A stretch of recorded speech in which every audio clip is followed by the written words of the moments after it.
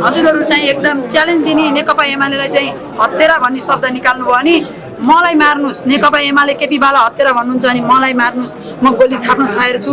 यदि मेरो बच्चामाथि अपेब्र व्यवहार गरिया छ, मेरो बच्चामाथि नराम्रो कमेन्ट गरिया छ, मेरो बच्चाको फोटो लिएर तपाईहरुले चाहिँ गरेको कुरालाई चाहिँ मिडियाले पनि भन्न सक्नु पर्यो भोलि।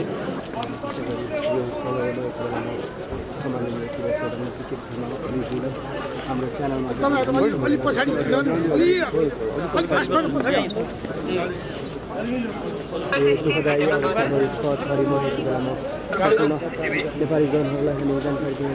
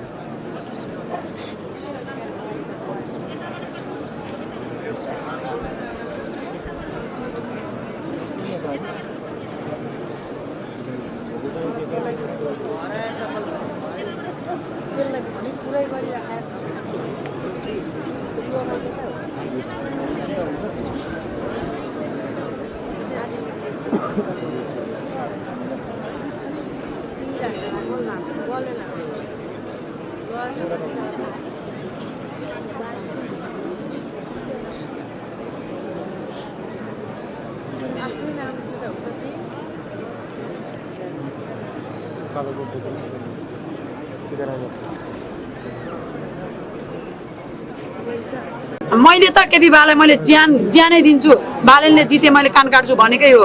यदि बालेन आएर मलाई चाहिँ तैँले कान काट्नुपर्छ, तैँले गल्ती बोलेस् भने अनि मैले गल्तीलाई चाहिँ म क्षमा प्रार्थी माग्न तयार छु। यदि मैले गल्ती बोलेकै छैन भने म घमण्ड राख्छु कि मलाई चाहिँ मेरो बामा केपी बाले नै भने पनि यो कान काट्नमा तयार छैन। तर आज हामी भाव विवल भएको अवस्थामा पनि हामीले कसैको कसले जित्यो कसले हार्यो भनेर हामी आन्दोलन गर्न रोडमा जाँदैनौँ।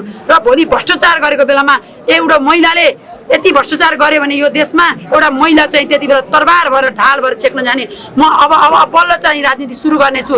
37 वर्ष भयो एउटा भोटर मात्रै थिएँ भने अब बल्ल राजनीति सुरु गर्छु र जसले भ्रष्टाचार गर्छ त्यसलाई अम्ल ठड्याएर अरू महिलाहरूलाई पनि अगाडि बढाएर मैले त्यसलाई रोक्न ढाल बन्नेछु भन्ने यो मिडिया मार्फत मैले सबैलाई भन्नेछु। र यदि केपी बालाई चाहिँ अलि नराम्रो शब्द चाहिँ अपपक्षी शब्दहरू बोल्नुभयो भने मिडियाले पनि केही हस्तक्षेप गर्नुभयो भने मलाई भन्नुहोस्, मलाई आउनुहोस्, म खड्का गाउँमा बस्छु। च्यालेन्ज हो यो, एउटा महिला एउटा नारीको च्यालेन्ज हो। यदि केपी बाले नीति नलिएको भए अहिले चाहिँ नीति दियोस् त। कुन पार्टीले नीति दिएछ? धरहरा कसले बनायो? रानी पोखरी कसले बनायो? चुचे नक्सा कसले ल्यायो? अहिले ग्यास जेनजी आन्दोलनबाट ग्यास चाहिँ सर्टेज भइरहेको छ देशमा। खै ग्यास आएको? खै केपी बाले त आधा ग्यास पनि ल्याएर बाँडेर लाइनबद्ध तरिकाले दिनुभएको थियो। खै अहिले यहाँ भएको हामीलाई ग्यास सर्टेज छ, खानेकुरा महँगी भएको छ, चामल ग्यास। मेरो सानो तरकारी पसल छ, मैले अन्त पसलमा भन्दा 50 रुपियाँ कम पानीको बोतल 35 रुपियाँमा झरालेर एउटा जारलाई मैले 40 रुपियाँ बिक्री गरिरहेको छु। किन जनतालाई चाहिँ कसरी हुन्छ सुविधा दिनुपर्छ हामीले। खै ग्यास उपलब्ध भएको बजारमा ग्यास लुकाइएर पनि बजारमा निकालिएको छैन। कति गाह्रो छ अहिले केपी बाको सत्ता ढलाइएपछि देशमा बाँच्न चाहिँ एउटा चाहिँ सुरक्षा छैन। मैमाथि कति हमला भयो देख्नुभयो होला। न्युज मिडियाहरूले यो बोल्न सक्नुपर्छ, खिच्न भन्दा हजुरहरू बोल्न सक्नुपर्छ। कालीमाटी जस्तो ठाउँमा व्यस्त तरकारी बजारमा बिहानमा सबै गाउँ ठाउँमा 1000 जनाले एउटा महिलामाथि अत्याचार गरेको कसैले बोलिदिनु भएको छैन अहिलेसम्म। खोइ को छ यो प्रधानमन्त्री को हो? हाम्रो सत्ता भएको त बोल्नुहुन्थ्यो होला नि। यदि केपी बाले जितेको भए त मलाई त हजुरहरूले त अझै कति के गर्नुहुन्थ्यो होला। अहिले बालेनले जित्दै गर्दा पनि मलाई यस्तो हत्याचार गर्नुभएको छ। यदि बालेन सरकार राम्रो विकास गर्नु तपाईँलाई शुभकामना छ, तर एउटा माथि महिलामाथि भएको अत्याचार अन्याय यो चाहिँ हामीले विरुद्ध सहन सक्दिन। एकजना महिला हो, एउटा खम्बा भएर उभिएको छ त्यो महिला। हजुरले चाहिँ हस्तक्षेप केपी बालाई चाहिँ एक शब्द कुनै झोलेहरूले भन्न पाउँदैन। तो भन्न छ नि मलाई यार भन्नुहोस्। मैले कान काटम कि मेरो ज्यान काटम कि रगतै दिम कि मेरो किडनी नै दिम, कसैको प्रोब्लम होइन। कसैलाई नराम्रो शब्द मैले भनेको छैन।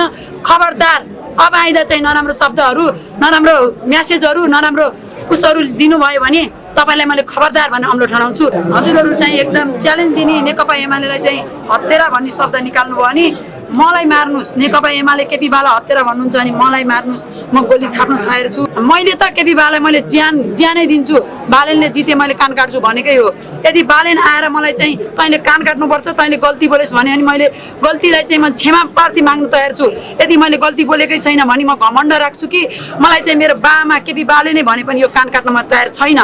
तर आज हामी भाव विवल भएको अवस्थामा पनि हामीले कसैको कसले जित्यो कसले हार्यो भनेर हामी आन्दोलन गर्न रोडमा जाँदैनौँ। र भोलि भ्रष्टाचार गरेको बेलामा एउटा महिलाले यति भ्रष्टाचार गर्यो भने यो देशमा एउटा महिला चाहिँ त्यति बेला तरबार भएर ढाल भएर छेक्न जाने। म अब बल्ल चाहिँ राजनीति सुरु गर्नेछु। 37 वर्ष भयो एउटा भोटर मात्रै थिएँ भने अब बल्ल राजनीति सुरु गर्छु। र जसले भ्रष्टाचार गर्छ त्यसलाई अम्ल ठड्याएर अरू महिलाहरूलाई पनि अगाडि बढाएर मैले त्यसलाई रोक्न ढाल बन्नेछु।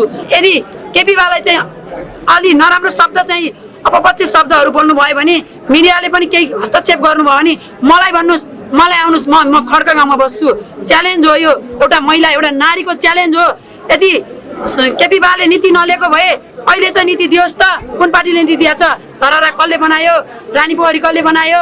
चुचे नक्सा कसले ल्यायो? अहिले ग्यास जेनजी आन्दोलनबाट ग्यास चाहिँ सर्टेज भइरहेको छ देशमा। खै ग्यास आएको? खै केपी बाले त आधा ग्यास पनि ल्याएर बाँडेर लाइनबद्ध तरिकाले दिनुभएको थियो। खै अहिले यहाँ भएको हामीलाई ग्यास सर्टेज छ, खानेकुरा महँगी भएको छ, चामल ग्यास। मेरो सानो तरकारी पसल छ, मैले अन्त पसलमा भन्दा 50 रुपियाँ कम पानीको बोतल 35 रुपियाँमा झरालेर एउटा जारलाई मैले 40 रुपियाँ बिक्री गरिरहेको छु। किन जनतालाई चाहिँ कसरी हुन्छ सुविधा दिनुपर्छ हामीले। हजुरले चाहिँ हस्तक्षेप केपी बालाई चाहिँ एक शब्द कुनै झोलेहरूले भन्न पाउँदैन। तो भन्न छ नि मलाई यार भन्नुहोस्। मैले कान काटम कि मेरो ज्यान काटम कि रगतै दिम कि मेरो किडनी नै दिम, कसैको प्रोब्लम होइन। कसैलाई नराम्रो शब्द मैले भनेको छैन। खबरदार अब आइदा चाहिँ नराम्रो शब्दहरू, नराम्रो म्यासेजहरू, नराम्रो उसहरू दिनुभयो भने तपाईँलाई मैले खबरदार